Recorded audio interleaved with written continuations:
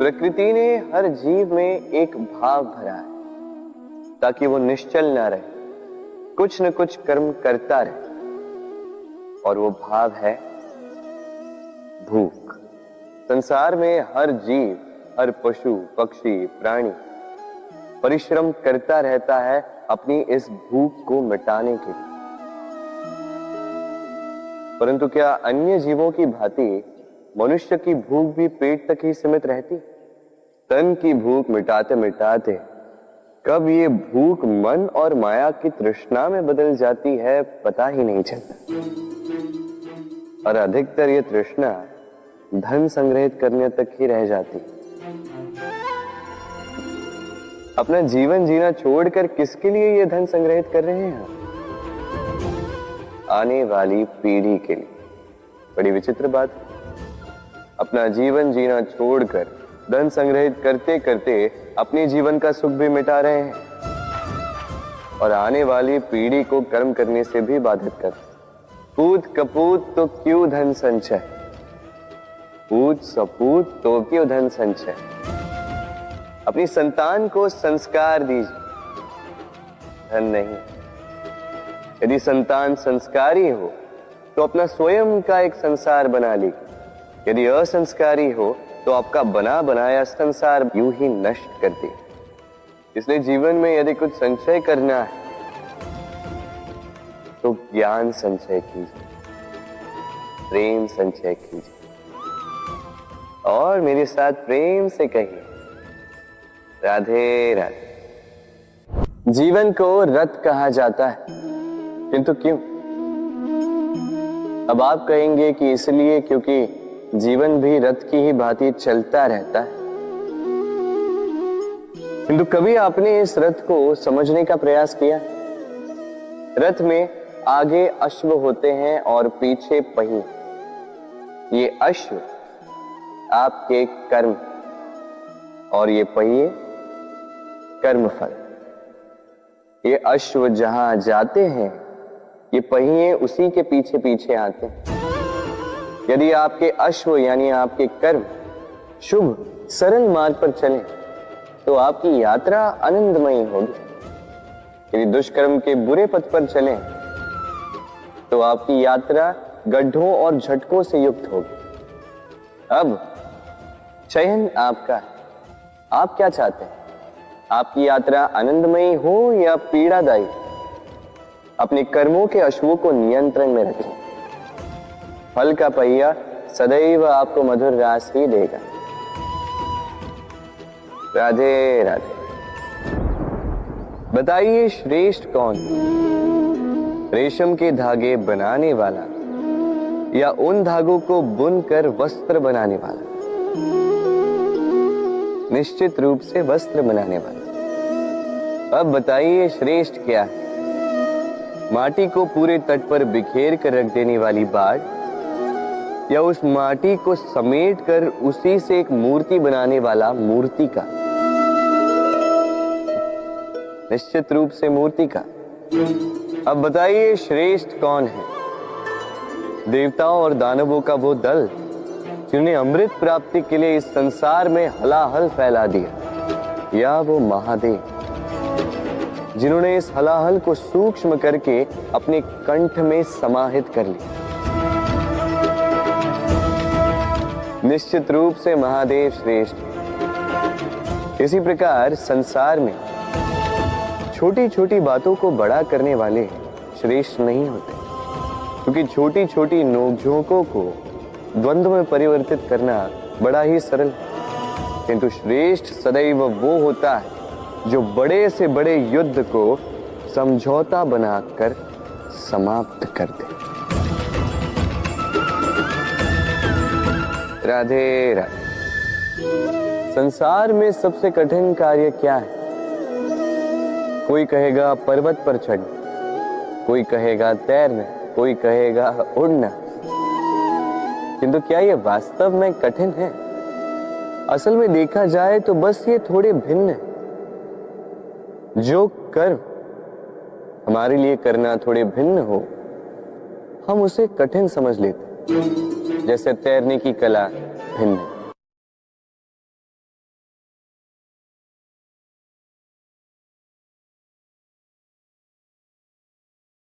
बड़े ही परिश्रम से इसे बनाती हैं, अपने शरीर के रस से इसे बुनती हैं।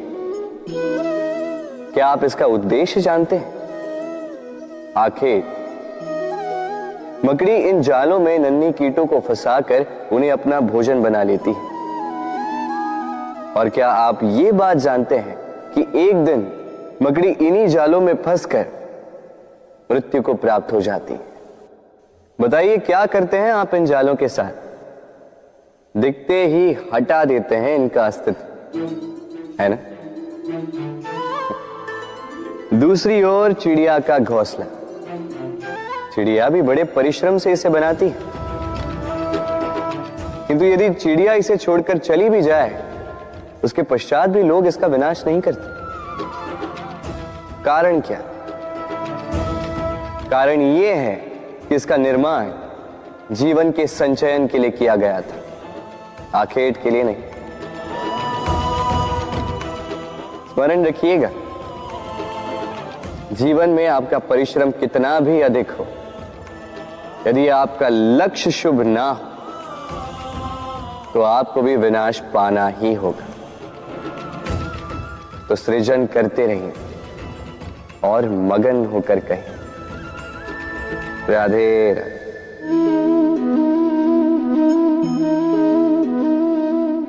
आपके विचार से मैं क्या कर रहा हूं? आप कहेंगे मैं दीपक जला रहा। सही, किंतु प्रश्न ये उठता है कि क्या मैंने आपसे कहा कि ये दीपक है? नहीं। क्या इस दीपक ने स्वयं अपना परिचय आपको दिया? नहीं।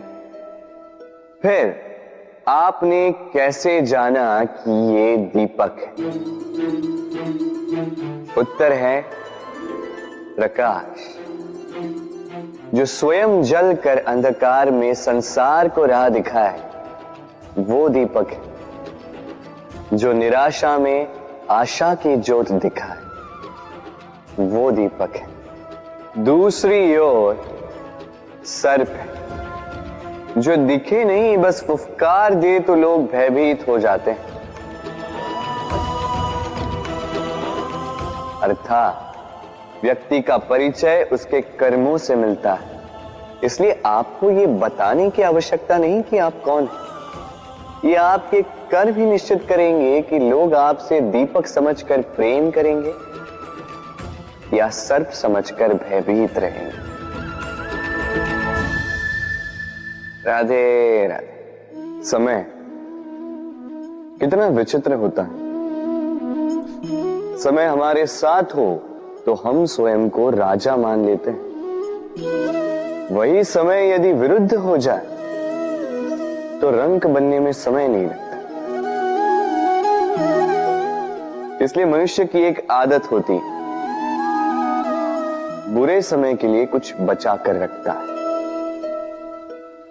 संबंधी, मित्र बुरे समय में साथ छोड़ देते हैं। यश, मान बुरे समय में चला जाता है। तो व्यक्ति सोचता है क्यों ना धन संचय कर। धन का तो कोई मन नहीं होता जो समय आने पर बदल जाए। संसार कहता है कि धन का संचयन करते रहो, बुरे समय में काम आएगा। मैं कहता हूं शुभ कर्म करते रहो, आनंदित रहो, स्वयं पर और ईश्वर पर विश्वास रखो, बुरा समय कभी आएगा ही नहीं। राधे राधे। प्रकृति ने मनुष्य को एक विशेष शक्ति दी है, अन्य जीवों से अधिक शक्ति दी, स्मरण शक्ति। यही शक्ति मनुष्य को अन्य जीवों से भिन्न बनाती, इतिहास लिखने की प्रेरणा देती, ज्ञान को पीढ़ी दर पीढ़ी आगे भी बढ़ाती। और जो भूल जाते हैं अधिकतर रूप से वो उपहास और दया के पात्र बन जाते हैं। परंतु क्या यही पूर्णतः सत्य है? नहीं। यही स्मरण शक्ति मनुष्य के विकास में सबसे बड़ी बाधा भी बन जाती है, उसके चित्त को दूषित कर देती है। बुरे अनुभव, किसी का दिया गया धोखा, किसी का किया गया कटाक्ष मनुष्य भुला नहीं पाता और फिर लग जाता है प्रतिकार में। पहले समय नष्ट करता है प्रतिकार की तैयारी में, फिर समय नष्ट करता है प्रतिकार का अवसर ढूंढने में। यदि संतोष पाना है, यदि जीवन में आनंद पाना है, तो स्मरण शक्ति का सदुपयोग कीजिए। अपनी स्मरण शक्ति को केंद्रित कीजिए केवल अच्छी बातों और अच्छी यादों की ओर। जीवन में प्रसन्नता आए। राधे राधे। मनुष्य अपने परिवार के लिए क्या कुछ नहीं करता, दिन रात परिश्रम करता है ताकि अपने परिवार की आवश्यकता पूर्ति के लिए धन कमा सके। परंतु क्या केवल धन कमाना पर्याप्त है? आप कहेंगे हाँ, क्यों नहीं। धन से सब कुछ मिलता है, विद्या मिलती है, घर मिलता है, औषधि मिलती है, क्या कुछ नहीं मिलता। ये सब एक सीमा तक ठीक है, किंतु तनिक मन से सोच के देखिए, जब बालक रोगी होता है तो वो उस कड़वी औषधि को क्यों पी लेता? इसलिए क्योंकि उसके पिता ने उस औषधि को धन से खरीदा? नहीं, बल्कि इसलिए क्योंकि उसके सामने खड़ा उसका पिता, उसे उन पर विश्वास है। विश्वास है कि वो उसे कुछ नहीं होने देंगे। ये विश्वास, ये संस्कार, ये सीख कभी धन से नहीं मिलती। ये मिलती है उस समय से जो माता पिता ने अपने संतान के साथ बिताया। इसलिए जीवन में धन अवश्य कमाई, किंतु अपने परिवार को भी समय दीजिए, प्रसन्नता मिलेगी। राधे राधे।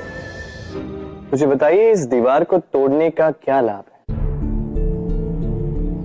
यदि किसी संबंध में संदेह घर कर लेता है तो आए दिन शत्रुता की स्थिति बनी रहती है।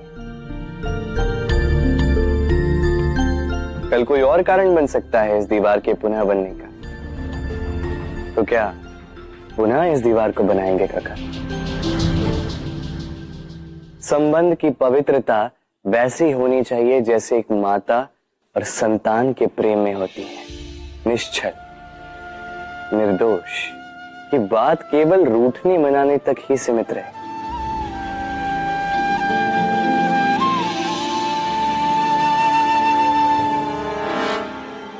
और कोई भी घुसपैठिया आकर भावों को दूषित न कर पाए। ना कोई वस्तु, ना कोई परिस्थिति, ना कोई व्यक्ति, कोई उन्हें अलग न कर पाए काका। सोचिए, यदि ये दीवार पुनः बननी है तो इसे तोड़ा ही क्यों जाए? यदि मन में एक अटूट संबंध स्थापित करने का दृढ़ निश्चय ही ना हो तो क्यों तोड़े इस दीवार को? बताइए, है विश्वास, है अटूट विश्वास कि ये संबंध कभी ना टूटेगा? यदि है तो तोड़ दीजिए इस दीवार को, अन्यथा पति पत्नी का संबंध सबसे बड़ा संबंध माना जाता है और है भी। सप्तपदी लेकर 7 जन्मों तक दोनों एक दूसरे के साथ जुड़ जाते हैं, एक दूसरे के अर्धांग बन जाते हैं। अर्धांग अर्थात अर्ध अंग। क्या इसका महत्व आप समझ पा रहे हैं? अपना समस्त जीवन किसी के साथ बांटना। किंतु क्या संसार के सारे पति पत्नी एक दूसरे के साथ अपना समस्त जीवन बांट सकते हैं? क्या इसमें सभी सक्षम रह पाए हैं? अपना जीवन किसी और के साथ बांटने के लिए सबसे महत्वपूर्ण बात है स्वीकृति, स्वीकार करना, सामने वाले व्यक्ति को स्वीकार करना, उसकी अच्छाइयां भी, उसकी बुराइयां भी। संपूर्णतः रूप से व्यक्ति को स्वीकार करना होगा, तभी ये संबंध बढ़ेगा, तभी ये संबंध और भी सुंदर बनेगा। एक दूसरे के दोष ढूंढना, उन्हें गिनाना, ये केवल और केवल एक ही कार्य करता है, इस संबंध के जीवन का नाश करता है। बस बदले में होना ये चाहिए, एक दूसरे के दोष समझकर उन्हें आभास करवाए बिना उन्हें सुधार देना चाहिए, उनकी कमियों को उनकी शक्ति बना देनी चाहिए। यही तो होता है दाम्पत्य, यही होता है बुराइयों का दमन, और यही होता है गुणों का उदय।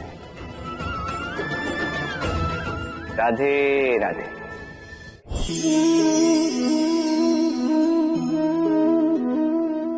कंकड़ इतना छोटा सा कि उंगली पर आ जाए, किंतु सोचिए यदि यही कंकड़ आंख में लग जाए तो कितनी बड़ी समस्या बन जाता है। अब सोचिए ये कंकड़ आपके मार्ग में है, आप पादुकाएं पहनकर बड़ी सरलता से आगे निकल जा सकते हैं, किंतु यदि यही कंकड़ आपके पांव और पादुकाओं के बीच फंस जाए तो आप ठीक से चल नहीं पाएंगे, भले ही वो मार्ग पुष्पों से भरा क्यों ना हो। अर्थात आप बाहर की समस्याओं से, उन चुनौतियों से लड़ सकते हैं, भीतर की नहीं। भीतर की समस्याओं से लड़ना अत्यंत कठिन होता है, इसलिए सर्वप्रथम आप भीतर से शक्तिशाली हो जाइए, भीतर से पूर्ण हो जाइए, फिर आप इस संसार के समस्त समस्याओं और चुनौतियों से लड़ सकते हैं, आप विजयी हो सकते हैं। राधे राधे। प्रेम, ये प्रेम इस संसार में किसे नहीं भाता, हर किसी ने प्रेम का अनुभव किया ही, हर कोई जानता है ये प्रेम कितना सुंदर है, क्यों ना? ये प्रेम भाव इस संसार में सबसे शक्तिशाली भाव। अब हर शक्ति के साथ आते हैं कुछ उत्तरदायित्व। अब जैसे ही ये उत्तरदायित्व हमारे जीवन में आते हैं, हम सर्वप्रथम प्रेम को भूल जाते हैं, फिर हमें ये प्रेम, ये बोझ लगने लगता है। किंतु इस संसार का सत्य तो यही, हर प्रसन्नता के साथ उत्तरदायित्व आएंगे जिसका पालन हमें करना ही होगा। अब यदि मैं आपको उदाहरण दूं, आपके बगीचे में आप चाहते हैं कि एक सुंदर सा पुष्पों से भरा हुआ वृक्ष आए, तो सर्वप्रथम उसके लिए आपको जल और धूप का आयोजन करना होगा, उसके जड़ों पर दीमक ना लगे ये आपको सुनिश्चित करना होगा, उसके आसपास उगी खरपतवार वो आपको हटानी होगी, उसी के पश्चात तो आपके उस बगीचे में वो सुंदर पुष्पों से भरा वृक्ष आएगा। क्यों? इसी प्रकार होता है प्रेम भी। सर्वप्रथम आपको इसमें समर्पण का खाद जल डालना होगा, अविश्वास और संदेह, इसकी खरपतवार आपको हटानी होगी, और विश्वास की ये जड़ें कभी ना दुर्बल पड़ें ये आपको सुनिश्चित करना होगा। उसी के पश्चात प्रेम का वास्तविक सुख आप अनुभव कर पाएंगे। राधे राधे। प्रेम, प्रेम क्या है सभी जानते हैं। सामान्य रूप से ये प्रेम आकर्षण से प्रारंभ होता है और इसमें कुछ भी बुरा नहीं है।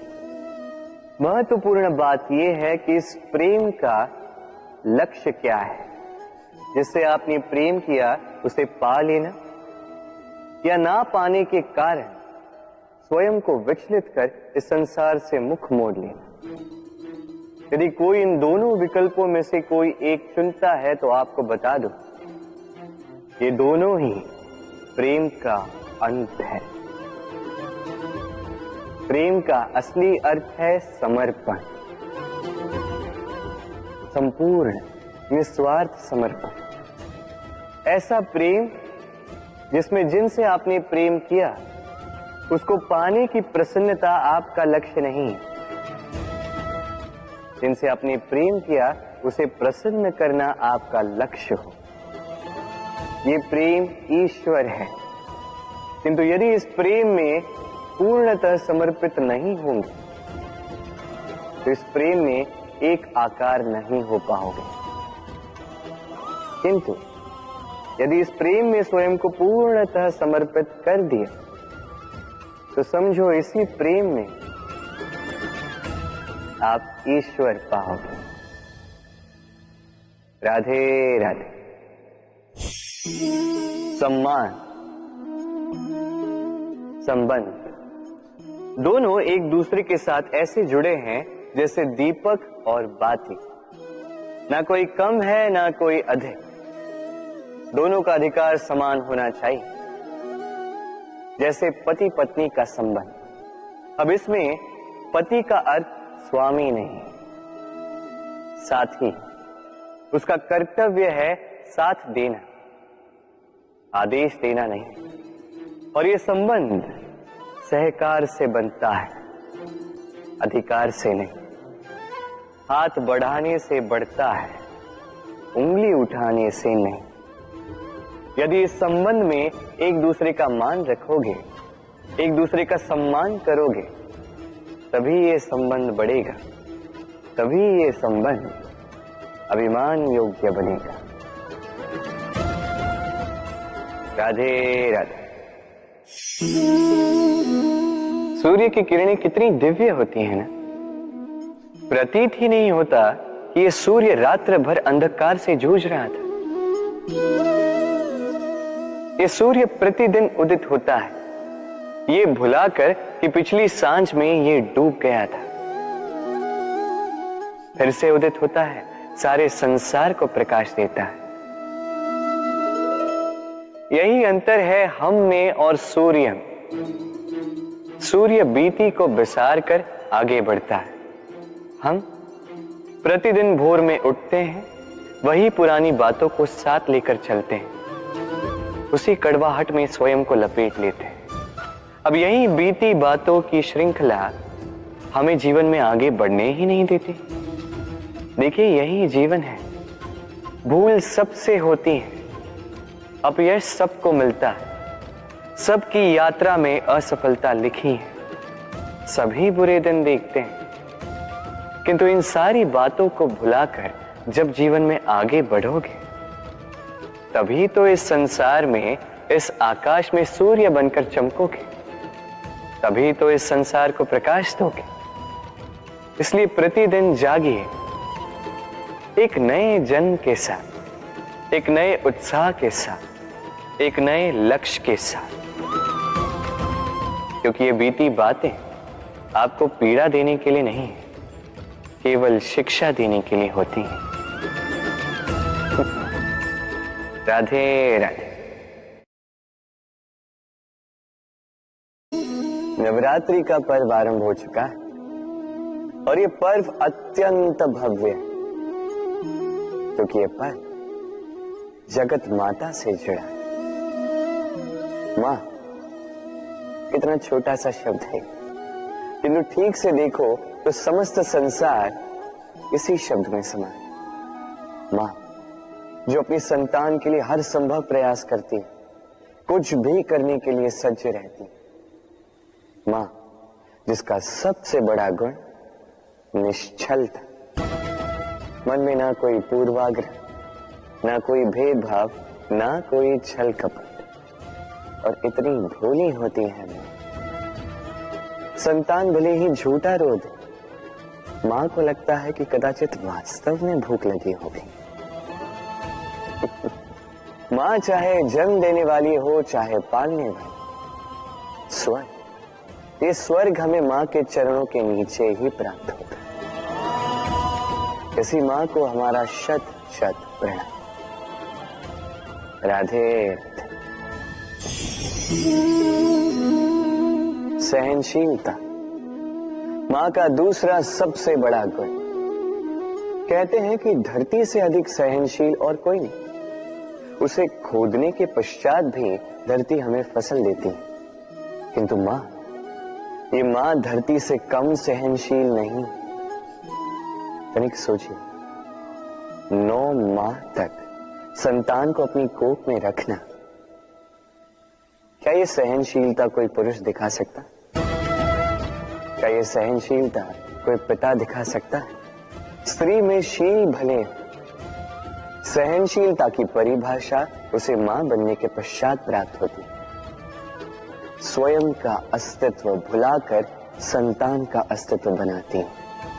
शिशु की लात खाकर भी आनंद से उसे दूध पिलाती है। ये होती है मां। और इसी मां जननी को हमारा शत शत प्रणाम। राधे राधे। मां का एक और सबसे महान गुण, स्वयं को ढालने की अद्भुत शक्ति। जिस प्रकार एक मां स्वयं को ढाल सकती है और कोई नहीं कर सकता। मां एक महानदी की भांति है जिसकी ऊर्जा असीमित है किंतु अहंकार बिल्कुल नहीं। जिस प्रकार एक नदी ढलान के अनुरूप मुड़ जाती है, उसी प्रकार एक मां अपने संतान के अनुरूप ढल जाती है, चाहे जैसी भी परिस्थिति हो। उसके सोने के समय के अनुरूप स्वयं का सोना, उसके जागने के समय के अनुरूप स्वयं का जगना। संतान की इच्छा का भोजन वो स्वयं का मनपसंद भोजन बना लेती है। ये मां का आंचल ही तो है जो धूप में छाप बनकर आता है, जो शीत में कंबल बनकर आता है। मां ऐसी होती है कि संतान की निद्रा ना टूटे, इसलिए एक करवट सोने का अभ्यास कर लेती है। और इतना स्वयं को केवल वही ढाल सकती है जो संतान की ढाल बन सकती है। इसी मां को हमारा शत शत नमन। राधे राधे। मां के दो और सबसे महान गुण, साहस और संबल। साहस ये कि वो अपने संतान के लिए कुछ भी कर सकती, और संबल ये कि वो अपनी संतान को कभी टूटने बिखरने नहीं देगी। तनिक सोचिए, जब भी आपको चोट लगती है, चीख से पूर्व मां का नाम मुख में क्यों आता है? तनिक सोचिए, जब आपको बल की आवश्यकता होती है, साहस की आवश्यकता होती है, आगे आप अपना मार्ग देख रहे हैं जो अत्यंत कठिन प्रतीत हो रहा है, तब मुख से मां की ही शपथ क्यों निकलती? क्योंकि मां ही है जो हमें साहस देती है, मां ही है जो हमें सहारा देती है। मां जानती है कैसे हमारी उंगली पकड़ के हमें चलना सिखाना है। मां ये भी जानती है कि कैसे कान पकड़ के हमें उचित मार्ग पर लाना है। इसी साहसी मां को हमारा शत शत नमन। राधे राधे। कभी आपने सुना है, हिरणी सिंह से बचने के स्थान पर उससे जाके लड़ पड़ी। हिरणी ने सिंह पर आक्रमण कर दिया। कभी सुना है? कभी नहीं। किंतु ऐसा हो सकता है, ऐसा होता भी है। और ये होता तब है जब हिरणी के शावक संकट में हो, जब उन्हें सिंह से प्राणों का संकट हो, तब हिरणी भी आके सिंह से लड़ पड़ती है, उससे भिड़ पड़ती है, क्योंकि वो मां है और मां अपनी संतान के लिए कुछ भी कर सकती है। ये ममता है, ये जितनी कोमल हो सकती है उतनी ही कठोर भी हो सकती है। और अपनी संतान के हित के लिए वो क्रोध की पराकाष्ठा पार करते हुए अपनी संतान की सुरक्षा करके ही रहेगी। और इसीलिए तो मां संतान के जीवन की सबसे बड़ी ढाल कहलाती। इसी मां को हमारा शत शत नमन। राधे राधे। करुणा, करुणा वो भाव है जिससे संसार के सारे भाव जन्म लेते हैं, और ये समस्त संसार ये मां से जन्म लेता है। मां वो व्यक्ति है जो करुणा का सागर है। संतान को देखकर ही समझ जाती है कि उसकी विडंबना क्या है, उसकी आवश्यकता क्या है। संतान के नेत्रों में यदि अश्रु दिखे, वो देखकर ही समझ जाती है कि उसके शरीर के कौन से भाग में उसे चोट लगी है। संतान के बिना कहे मां समझ जाती है कि आज भोजन में संतान क्या खाएगी। ये होती है मां। मां करुणा का सबसे बड़ा रूप है। और आज के युग में मनुष्य जो है थोड़ा भी आगे क्यों ना निकल जाए, मां को तो पीछे ही छोड़ देता, मां को भूल ही जाता है। ये भूल आप कभी ना करें, कभी ना करें, क्योंकि मां वो करुणा है तो यदि आपके जीवन से चली गई उसके पश्चात आप जीवन अवश्य जिएंगे, किंतु कभी जीवन जी नहीं पाएंगे। उसके पश्चात आपके जीवन से आपका ये मूल्यांकन, आपके जीवन से करुणा का ये भाव, ये भी आप खो दोगे। आपकी मां सबसे अधिक महत्वपूर्ण है। यदि मां को खो दिया तो समझ लीजिए सब कुछ खो दिया। इसलिए मां को सदैव स्मरण रखिए, सदैव उसे प्रेम दीजिए और मेरे साथ कहें राधे राधे। आज विजयदशमी, वो दिन है जब श्री राम ने रावण का वध किया। वो दिन है जब श्री राम ने लंका पर विजय प्राप्त की। लोग कहते हैं कि ये अच्छाई की बुराई पर विजय का प्रतीक है। इसे देखने का एक और रूप भी है। जी हां, ये प्रेम के विजय का भी प्रतीक है, ये परिवार के विजय का भी प्रतीक है। आपको तो ज्ञात होगा ही कि रावण महाज्ञानी था, महाशक्तिशाली था, महादेव का परम भक्त था रावण। अब जो व्यक्ति कैलाश पर्वत उठा सकता था, वो व्यक्ति स्वयं एक कटे हुए वृक्ष की भांति श्री राम के चरणों में गिरा हुआ था। क्यों? क्योंकि राम के साथ लक्ष्मण था, वही रावण के साथ विभीषण भी नहीं था। एक और परिवार में बढ़ता प्रेम था, तो दूसरी ओर परिवार में बढ़ती दरार। स्मरण रखिए, यदि संसार पर विजय प्राप्त करनी है तो सर्वप्रथम परिवार में प्रेम बनाए रखना होगा। परिवार में केवल प्रेम बढ़ाइए, द्वेष कभी नहीं। आप सदैव सुखी रहें और जीवन की हर बाधा पर आप विजय प्राप्त करें। राधे राधे। देखिए, कल जो आने वाला है उसके लिए आज को व्यर्थ करना अनुचित है। हमें इस प्रकृति से यही सोच, यही सीख पानी चाहिए। आज का ये क्षण ये कल नहीं आएगा, और कल जो क्षण आने वाला है वो आज को किसी भी प्रकार से प्रभावित नहीं करता।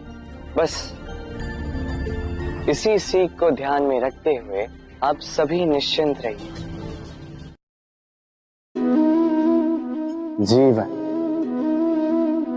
क्या है? ये जीवन हम जन्म लेते हैं, बड़े होते हैं, हमारे माँ बाप हमें पालते हैं, फिर उनके धन से हमारा बालपन बीतता, फिर हम बड़े होते हैं, हम विवाह कर लेते हैं, हमारी संतानें होती हैं, हम उनको पालते हैं, फिर हम वृद्ध हो जाते हैं और एक दिन इस संसार से चले जाते हैं।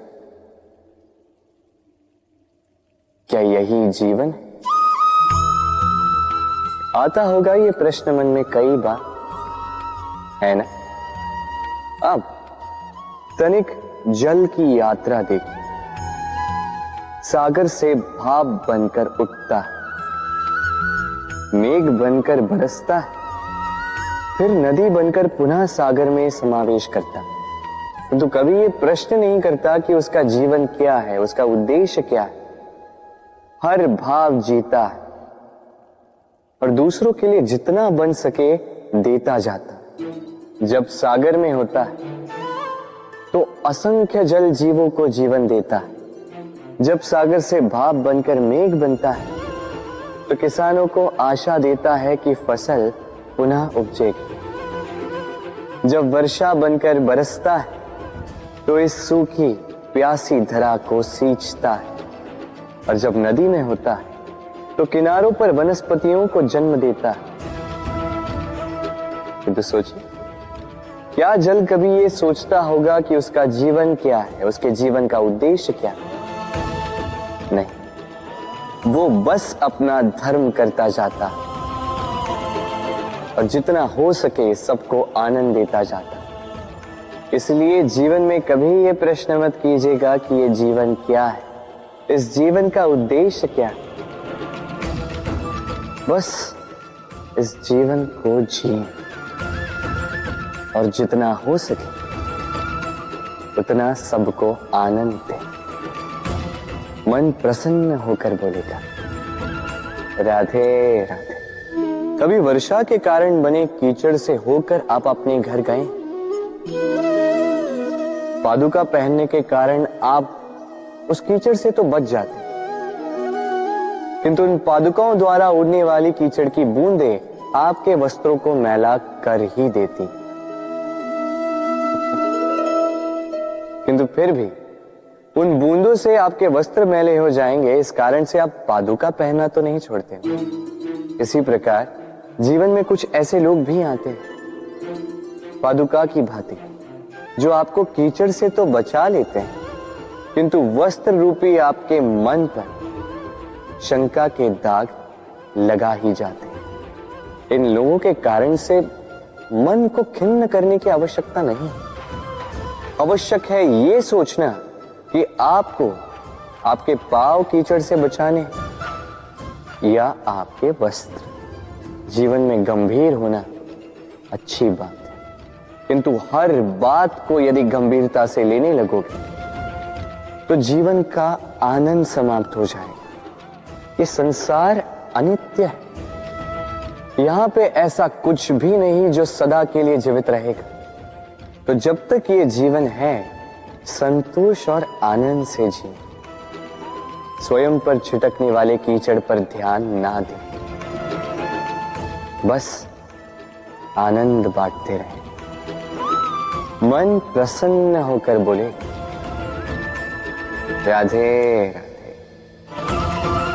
व्यक्ति को जब अपने प्रेम को खो देने का भय होता है तो वो अपने प्रेम को इतने कस के पकड़ कर रखता है कि प्रेम को ही पीड़ा होने लगती है। प्रेम पा तो लेता है, किंतु उसे कैसे सहेजना है ये जब उसे नहीं समझ आता, तब वो उस प्रेम पर स्वामित्व पाने का प्रयास करता है और यहीं जन्म लेती है असुरक्षा की ये भावना, ईर्ष्या। जब एक लंबे वियोग के पश्चात दो प्रेमी एक दूसरे से पुनः मिलते हैं तो सबसे पहला भाव जो उनके मन में आता है वो ये कि कैसे एक क्षण के लिए भी अपने प्रेमी को स्वयं से दूर न जाने दो, कैसे अपने जीवन का एक एक क्षण अपनी प्रेमी के साथ बिता। प्रयास ये रहता है दाऊ, इन दो प्रेमियों के मध्य में कोई भी ना आ पाए, और जब ये नहीं हो पाता तब जागती है ईर्ष्या, परीक्षा। एक ऐसी व्यवस्था जिससे मुझे, आपको, सबको कहीं ना कहीं दो चार होना ही पड़ता है। स्मरण कीजिए अपना बालपन। आप परीक्षा देने बैठे हैं। अब कुछ बालक ऐसे होते हैं जो वर्ष भर परिश्रम करते हैं, पढ़ते हैं, मन से परीक्षा देते हैं। कुछ बालक ऐसे होते हैं जो अपने आसपास बैठे बालकों की नकल करते हैं और परीक्षा में उत्तीर्ण भी हो जाते हैं। बुरा लगता है ये सोचकर कि कोई बिना किसी परिश्रम के परीक्षा में उत्तीर्ण कैसे हो सकता है। किंतु स्मरण रखिएगा, जो नकल करते हैं वो परीक्षा में उत्तीर्ण हो सकते हैं, सफल नहीं, क्योंकि वो नकल करते हैं बिना प्रश्न को समझे, बिना उत्तर का तरीका निकाले। यही हमारे साथ भी होता है। हम हमारे जीवन में दूसरों को देखते हैं, उनकी नकल करते हैं, उनकी भांति बनने का प्रयास करते हैं, किंतु ना हमारे जीवन में सफलता आती है ना आनंद आता है। क्यों? क्योंकि हम एक विशेष बात भूल जाते हैं कि प्रत्येक मनुष्य का व्यक्तित्व भिन्न होता है। आप दूसरों की नकल करके अपना जीवन व्यतीत कर सकते हैं, किंतु यदि अपने जीवन में सफलता लानी, यदि अपने जीवन में आनंद लाना है, तो स्मरण रखिए, स्वयं के प्रश्नों का उत्तर जीवन में स्वयं को ही खोजना होगा। राधे राधे। मनुष्य को जब सफलता मिलती है तब उसमें जागता है अहंकार, और ऐसे में मनुष्य अक्सर एक बात भूल जाता है, झुकना। सोचता है कि मैं किसी के समक्ष क्यों झुकूं? और ऐसा इसलिए होता है क्योंकि मनुष्य एक महत्वपूर्ण बात भूल जाता है कि संसार में, इस जीवन में उसने जो भी प्राप्त किया है, झुक कर प्राप्त किया। बालपन में चलना सीखा तो इस धरा पर झुककर, गिरकर। बड़ों का आशीष लिया तो झुककर। किसान को फसल काटने के लिए झुकना पड़ता, कुएं से पानी निकालने के लिए पात्र को झुकना पड़ता है। भगवान से आशीर्वाद प्राप्त करने के लिए उनके समक्ष झुकना पड़ता है। आंधियों में वृक्ष सुरक्षित कैसे रहते? झुककर। सम्मान कैसे पाया जाता है? झुककर। किसी के समक्ष झुकने का अर्थ स्वयं का आत्मसम्मान खो देना नहीं होता। उसका अर्थ होता है विनम्र। हम मनुष्य हैं और इस आकाश की ऊंचाइयों तक पहुंचने के लिए हमें किसी पक्षी की भांति पंखों की आवश्यकता नहीं। बस जितना झुकेंगे उतना ही ऊपर उठेंगे। राधे राधे। आप इस संसार में ऐसे कई लोगों को जानते होंगे जिन्हें आप स्वार्थी मानते हैं, जो आवश्यकता पड़ने पर ही आपको स्मरण करते हैं, अन्यथा वर्षों तक कहीं दिखाई भी नहीं देते। किंतु जैसे ही उनकी आपके सहायता की आवश्यकता पड़ती है, हाथ जोड़कर आपके सामने सज्ज रहते। बड़ा क्रोध आता है ना इनको, मन खिन्न हो जाता है। मन से ये स्वर निकलता है कि इस व्यक्ति की सहायता ना करें। किंतु ऐसा कभी मत कीजिए। आप सोचेंगे क्यों कह रहा हूं मैं ऐसा? स्मरण रखिएगा, दीपक का स्मरण व्यक्ति केवल तभी करता है जब अंधकार गहरा हो जाता है। उसे स्वार्थी मानकर स्वयं व्याकुल ना हो, स्वयं को दीपक मानकर आनंदित हो। भाग्यवान समझिए खुद को कि किसी को आवश्यकता पड़ने पर आपकी याद आए, कि आप इस संसार में किसी की सहायता करने योग्य हैं। इस जीवन में किसी के स्वार्थी होने से स्वयं का दृष्टिकोण न बदले। बस ये दृष्टि रखिए,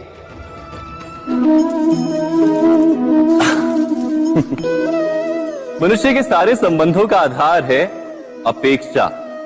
पति कैसा हो जो मेरा जीवन सुख और सुविधा से भर दे, पत्नी कैसी हो जो सदैव मेरे प्रति समर्पित रहे, संतान कैसी हो जो मेरी सेवा करे, मेरा आदेश माने।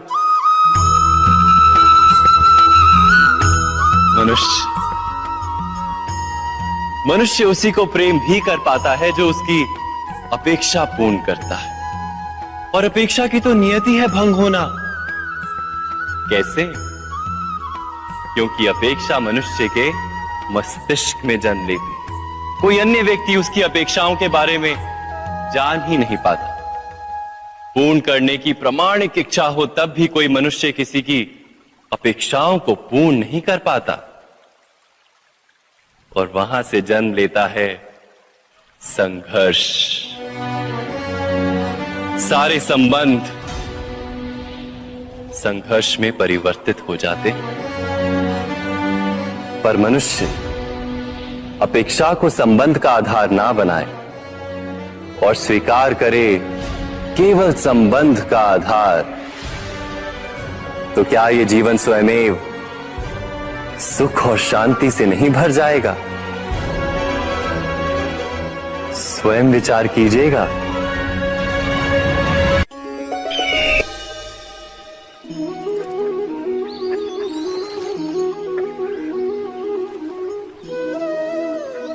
समय के आरंभ से ही मनुष्य को एक प्रश्न सदा पीड़ा देता है कि वो अपने संबंधों में अधिकतम सुख और कम से कम दुख किस प्रकार प्राप्त कर सकता है। क्या आपके सारे संबंधों ने आपको संपूर्ण संतोष दिया है? विचार कीजिए। हमारा जीवन संबंधों पर आधारित है, हमारी सुरक्षा संबंधों पर आधारित है। इसी कारण हमारे जीवन के सारे सुखों का आधार भी संबंध है। किंतु फिर भी हमें संबंधों में ही अधिकतर दुख क्यों प्राप्त होते हैं? सदा ही संघर्ष भी संबंधों से ही उत्पन्न क्यों हो जाते हैं? कभी विचार किया है? जब कोई व्यक्ति किसी अन्य व्यक्ति के विचार अथवा कार्य को स्वीकार नहीं करता, उसमें परिवर्तन करने का प्रयत्न करता है, तो संघर्ष जन्म लेता है। अर्थात जितना अधिक अस्वीकार उतना ही अधिक संघर्ष, और जितना अधिक स्वीकार उतना ही अधिक सुख। क्या ये वास्तविकता नहीं? यदि मनुष्य स्वयं अपनी अपेक्षाओं पर अंकुश रखे, अपने विचारों को परखे, किसी अन्य व्यक्ति में परिवर्तन करने का प्रयत्न ना कर स्वयं अपने भीतर परिवर्तन करने का प्रयास करे, तो क्या संबंधों में संतोष प्राप्त करना इतना कठिन? अर्थात क्या स्वीकार ही संबंध का वास्तविक अर्थ नहीं?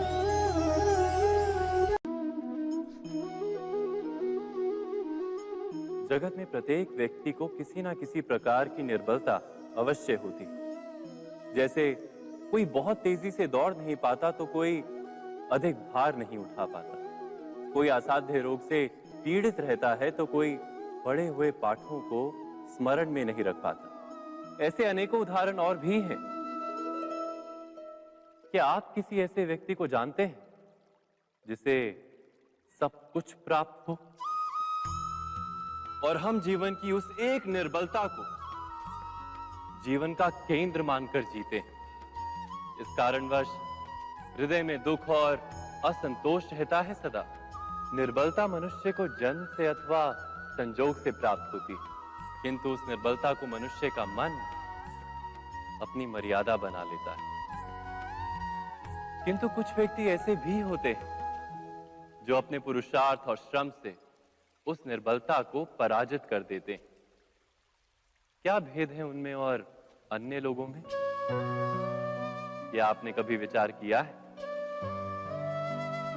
सरल सा उत्तर है इसका। जो व्यक्ति निर्बलता से पराजित नहीं होता, जो पुरुषार्थ करने का साहस रखता है हृदय में, वो निर्बलता को पार कर जाता है। अर्थात निर्बलता अवश्य ईश्वर देता है, किंतु मर्यादा मनुष्य का मन ही निर्मित करता है। स्वयं विचार कीजिए।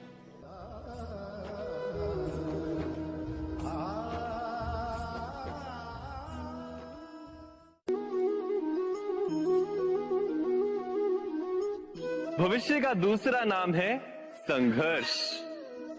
हृदय में आज इच्छा होती है और यदि पूर्ण नहीं हो पाती तो हृदय भविष्य की योजना बनाता है। भविष्य में इच्छा पूर्ण होगी ऐसी कल्पना करता रहता है, किंतु जीवन ना तो भविष्य में है ना अतीत में। जीवन तो इस क्षण का नाम है, अर्थात इस क्षण का अनुभव ही जीवन का अनुभव है। पर हम ये जानते हुए भी इतना सा सत्य समझ नहीं पाते। या तो हम बीते हुए समय के स्मरणों को घेर कर बैठे रहते हैं, या फिर आने वाले समय के लिए हम योजनाएं बनाते रहते हैं और जीवन जीवन बीत जाता है। एक सत्य यदि हम हृदय में उतार लें कि ना हम भविष्य देख सकते हैं, ना ही भविष्य निर्मित कर सकते हैं। हम तो केवल धैर्य और साहस के साथ भविष्य को आलिंगन दे सकते हैं, स्वागत कर सकते हैं भविष्य का। तो क्या जीवन का हर पल जीवन से नहीं भर जाएगा? स्वयं विचार कीजिए।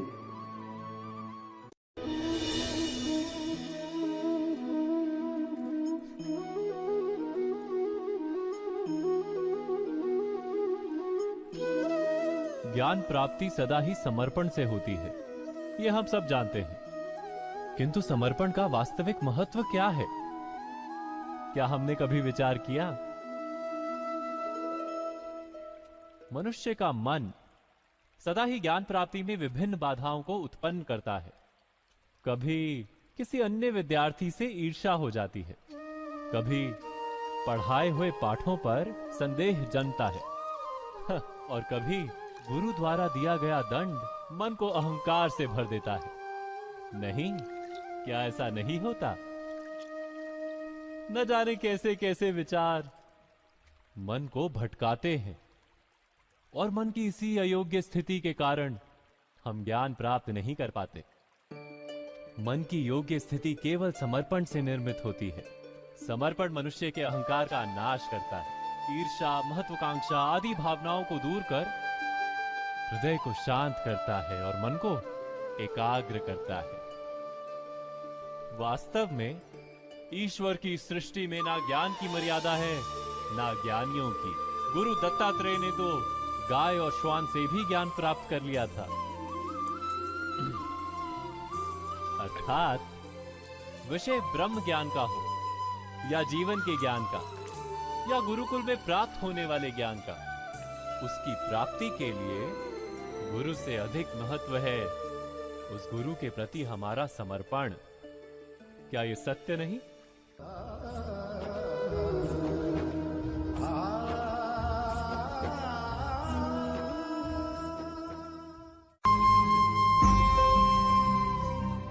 प्रत्येक मनुष्य के जीवन में ऐसा क्षण अवश्य आता है जब सारे स्वप्न, सारी आशाएं, सारे दृश्य ध्वस्त हो जाते हैं।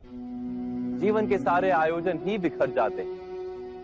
एक और धर्म होता है और दूसरी ओर सुख। इसी को धर्म संकट कहते हैं। जब धर्म का वहन ही संकट हो और धर्म का त्याग ही सुख हो। विचार कीजिए, कभी किसी स्वजन के विरुद्ध सत्य बोलने का अवसर प्राप्त हो जाता है, कभी ठीक दरिद्रता के समय सरलता से चोरी करने का मार्ग प्राप्त हो जाता है, कभी किसी शक्तिशाली राजनेता या राजा के कर्मचारी का अधर्म प्रकट हो जाता है। सबके जीवन में ऐसी घटना बनती ही रहती है। अधिकतर लोग ऐसे किसी क्षण को धर्म संकट के रूप में जान ही नहीं पाते। हमें किसी प्रकार के संघर्ष का अनुभव ही नहीं होता। सहजता से सुख की ओर खींचे चले जाते हैं, जैसे मक्खी गुड़ की ओर खींची चली जाती। वास्तव में धर्म संकट का क्षण ईश्वर के निकट जाने का क्षण होता है। यदि हम संघर्षों से भयभीत ना, सुख की ओर आकर्षित ना, अपने धर्म पर दृढ़ रहे, तो ईश्वर का साक्षात्कार दूर नहीं।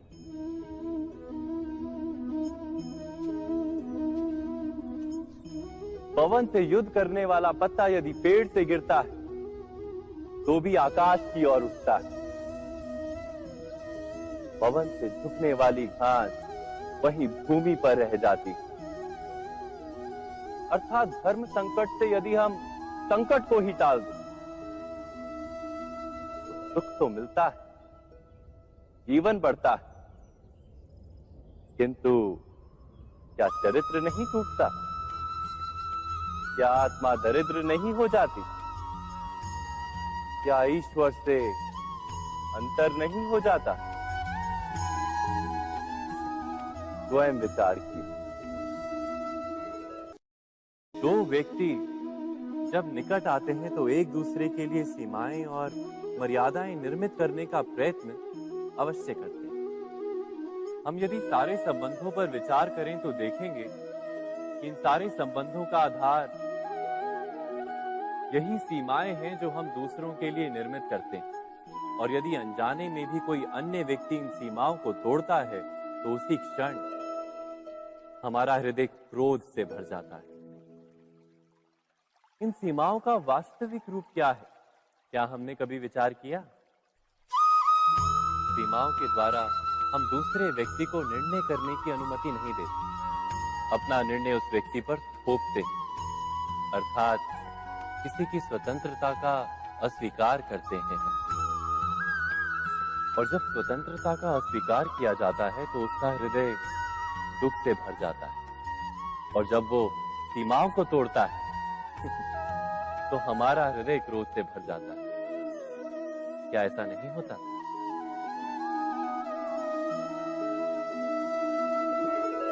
पर यदि एक दूसरे की स्वतंत्रता का सम्मान किया जाए तो किसी मर्यादाओं या सीमाओं की आवश्यकता ही नहीं होती। अर्थात जिस प्रकार स्वीकार किसी संबंध का देह है, क्या वैसे ही स्वतंत्रता किसी संबंध की आत्मा नहीं? स्वयं विचार कीजिए।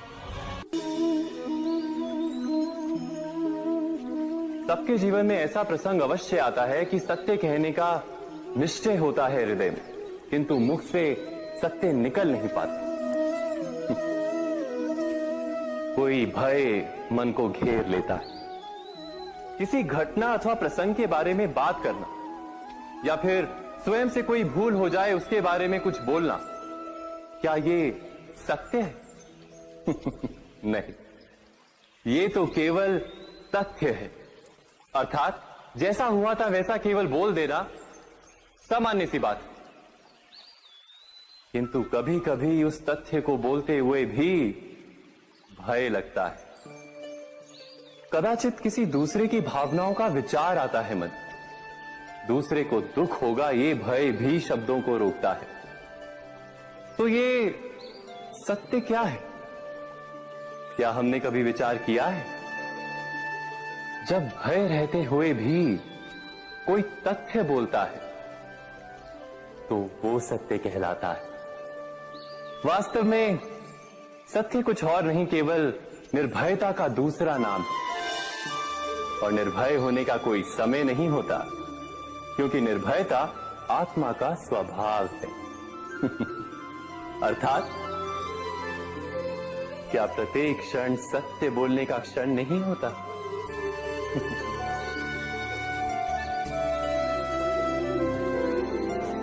स्वयं विचार कीजिए।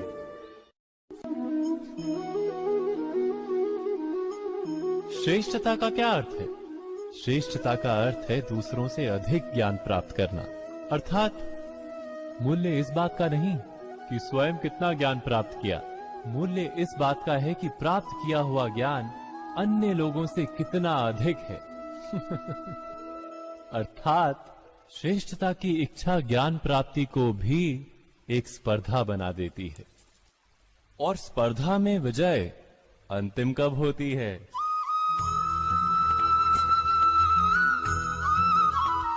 कुछ समय के लिए तो श्रेष्ठ बना जा सकता है, किंतु सदा के लिए कोई श्रेष्ठ नहीं रह पाता।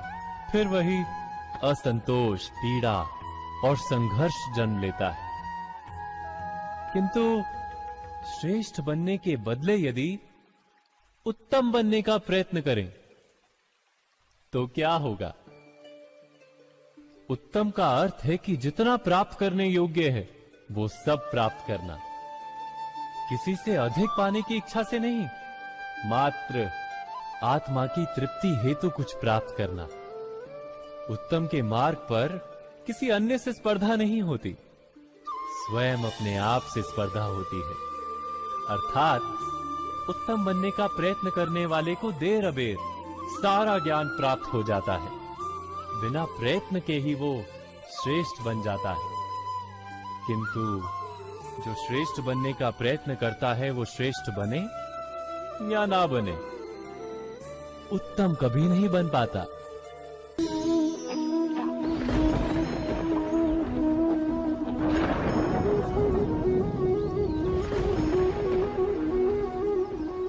सपनों और पूर्वाभासों के आधार पर हम भविष्य के सुख दुख की कल्पना करते हैं। भविष्य के दुख का कारण दूर करने के लिए हम आज योजना बनाते हैं। किंतु कल के संकट को आज निर्मूल करने से हमें लाभ मिलता है या हानि पहुंचती है, ये प्रश्न हम कभी नहीं करते। सत्य तो ये है कि संकट और उसका निवारण साथ जन से, व्यक्ति के लिए भी और सृष्टि के लिए भी। नहीं, आप अपने भूतकाल का स्मरण कीजिए, इतिहास को देखिए। आप तुरंत ही ये जान पाएंगे कि जब जब संकट आता है तब तब उसका निवारण करने वाली शक्ति भी जन्म लेती है। यही तो जगत का चलन है। वस्तुतः संकट ही शक्ति के जन्म का कारण है। प्रत्येक व्यक्ति जब संकट से निकलता है तो एक पद आगे बढ़ा होता है, अधिक चमकता है, आत्मविश्वास से अधिक भरा होता है, न केवल अपने लिए अपितु विश्व के लिए भी। क्या ये सत्य नहीं? वास्तव में संकट का जन्म है एक अवसर का जन्म, अपने आप को बदलने का अवसर, अपने विचारों को ऊंचाई पर करने का अवसर, अपनी आत्मा को बलवान और ज्ञान मंडित बनाने का अवसर। जो ये कर पाता है उसे कोई संकट नहीं होता, किंतु जो ये नहीं कर पाता वो तो स्वयं एक संकट है विश्व के लिए। विचार कीजिए। राधे